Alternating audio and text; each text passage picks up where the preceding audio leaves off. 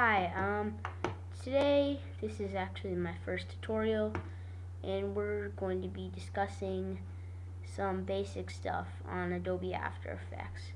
We're actually going to be going over pixel displacement. I'll show you the little effect in the timeline if it loads, but for now while we're waiting, I already have up Adobe AfterEffects.com.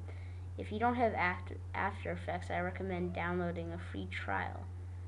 If you go to Adobe's downloads, you can download all the stuff for a free trial. I already tried it and I actually own it now, so you can go ahead and try it out.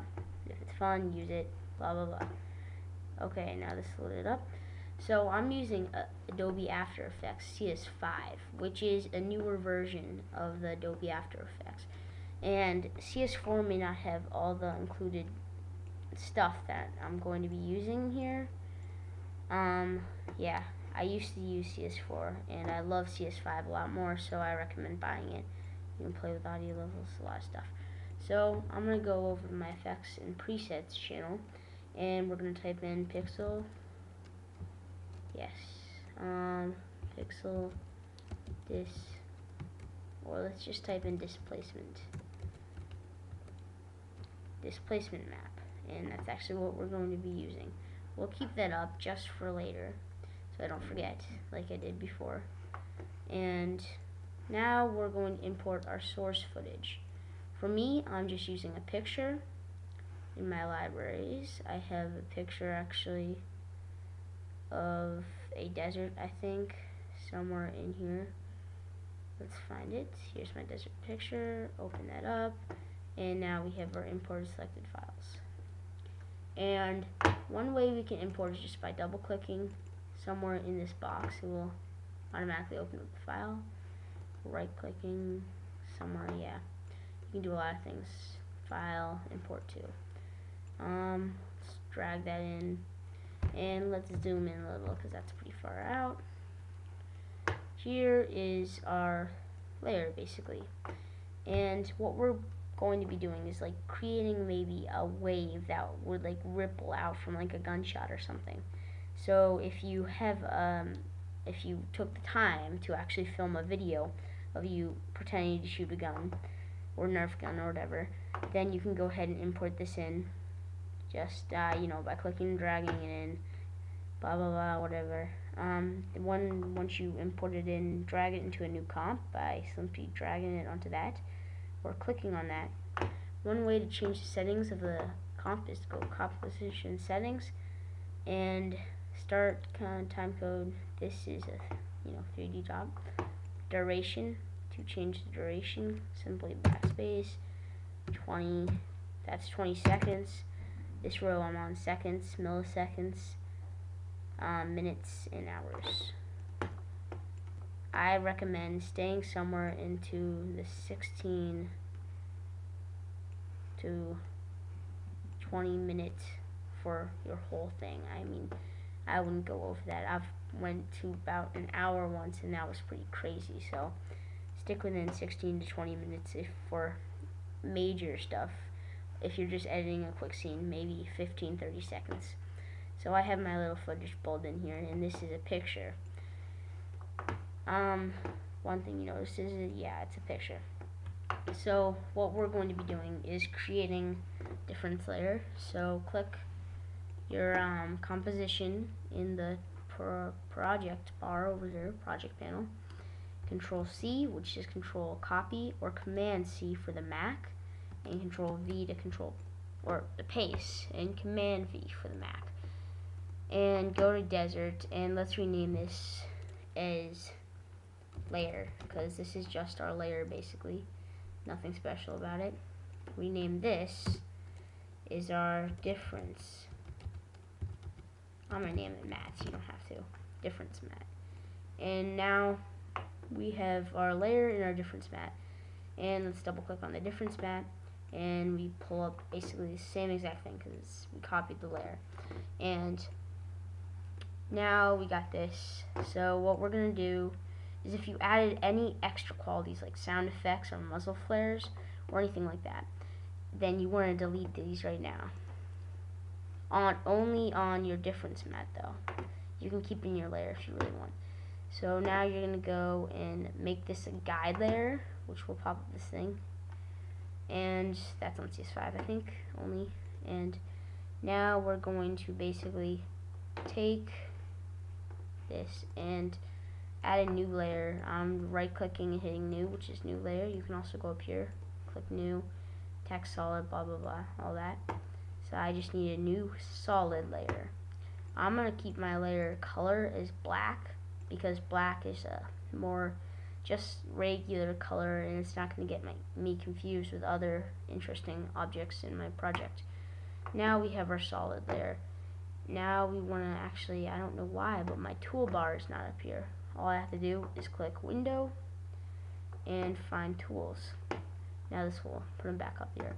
What you want to do is either take your pen tool and make a circle, but what's a lot easier, hold down on the rectangle tool and make it an ellipse tool. Hold down shift with your ellipse tool and you get a perfect circle. Careful not to go out though, because your layer is only your comp size, so if you get out it will get cut off a little. And now let's kind of shift and make this bigger, and shift and make this a little smaller, not as much shift, and here we go, we have a pretty good circle.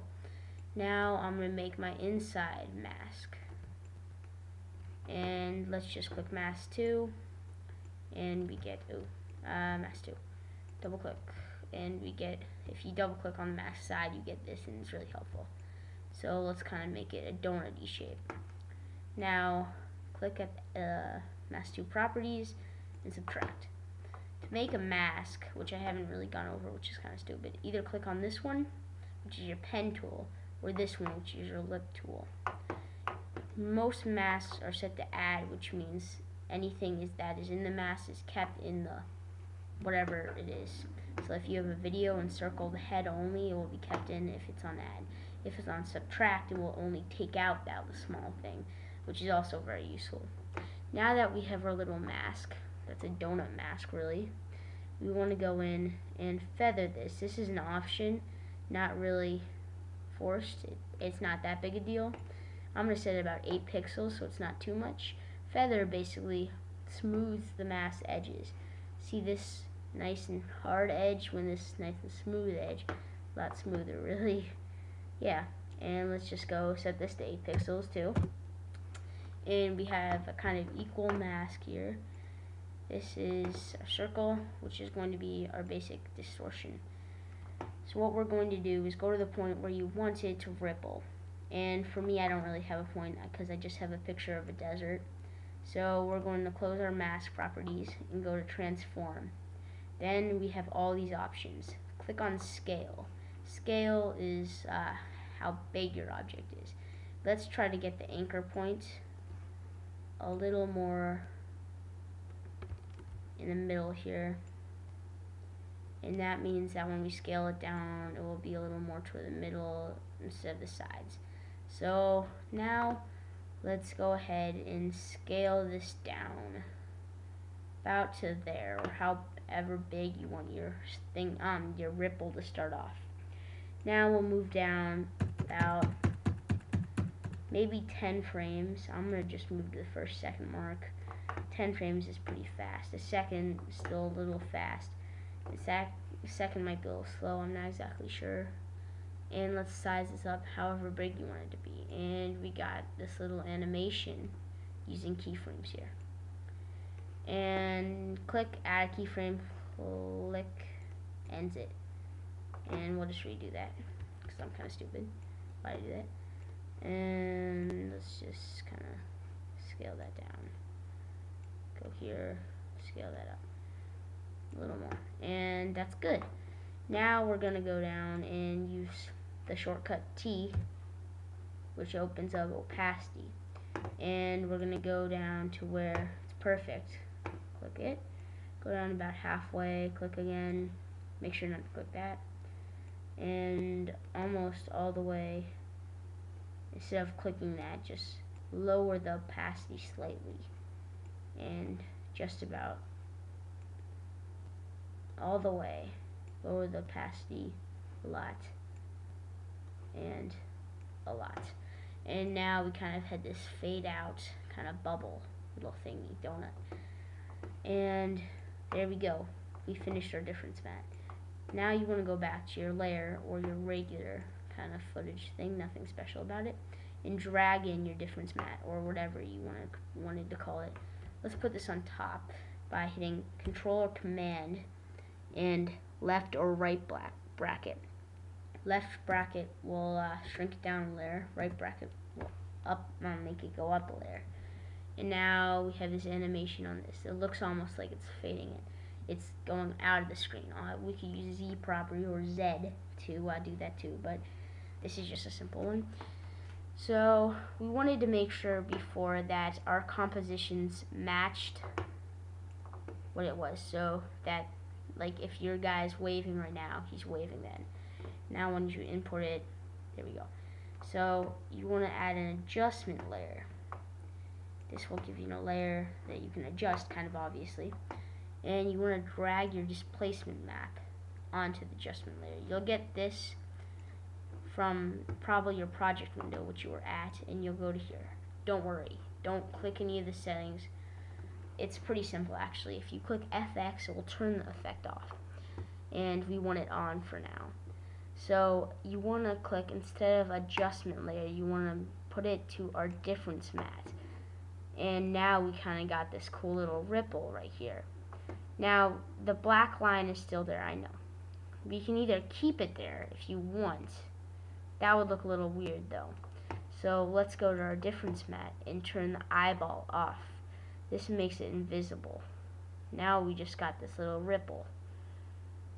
The only problem with it here is that since we have it a little big, the sides are coming in. One way we can fix this is taking our bottom mat, copying it, and sizing it up. Now, when it ripples, there won't be any sides gone. That looks like a pretty good ripple, but let's change the size down a little bit by going back to our adjustment layer and making the ripple less crazy. You can do a lot of cool stuff with it. By distorting it a lot, you get really a tear. You can do a lot of awesome effects with it, which I love, adjustment mats and all that for it. And that is basically our ripple. If you still don't get it, send me an email at devilrager@gmail.com, DEVILRAGER at thingy